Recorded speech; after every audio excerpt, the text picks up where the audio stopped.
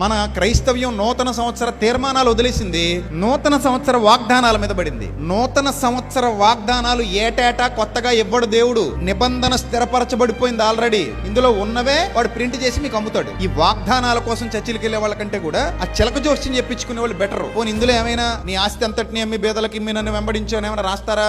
రాయరు. నువ్వు మారు మనసు పొందని ఎడలు నేను మంచం బట్టిస్తాను బిడ్డ రాస్తారా? ఉందా లేదా? మరి బైబిల్లో ఆ మాట ఉంది, కానీ రాయరు. ఎందుకు రాయరంటే రాస్తే నువ్వు తీసుకో కొనవు. అందులో ఉన్నవన్నీ ఏం రాయాలి? ఇప్పుడు నీకు నచ్చేవి నువ్వు మెచ్చేవి రాయాలి. నీకు తెలుసు నువ్వు పుచ్చిపోయి బతుకుతున్నావని, అయినా కూడా నువ్వు తీగాని ఏమొచ్చింది? నీకు మంచిది వచ్చేసింది. నిన్ను అభివృద్ధి చెందిస్తాను, ఆశీర్వదించేస్తాను, దీవించేస్తాను. అలాంటి నచ్చితే నీకు. వాస్తవానికి మన లైఫ్ అలా ఉందా లేదా, ఇది మనకు సూట్ అవుతుందా అవదా, ఇవేం ఆలోచించాం. కాబట్టి వాగ్దానాల వ్యాపారాన్ని పక్కన పెట్టండి. మనకు ఆల్రెడీ చాలా వాగ్దానాలు ఉన్నాయి. ఇందులో ఎవడు అమ్మినా అమ్మకపోయినా అది నీదే. నువ్వు దేవుని కోసం బ్రతికితే నీకు ఆ మొక్క ప్రింట్ చేసి ఎవడు అమ్మక్కర్లా. అది నీది, నాది, మన అందరిది.